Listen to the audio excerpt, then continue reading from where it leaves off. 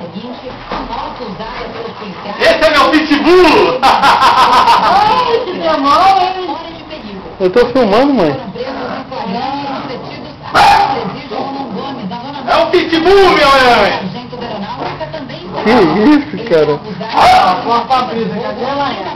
Ó. Informação de quadrilha. O empresário foi acusado de portar crack.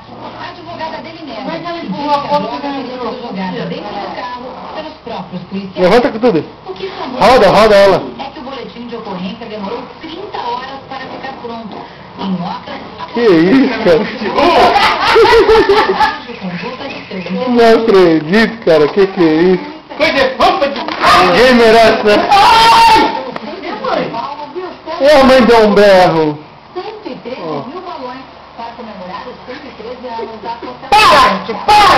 Para!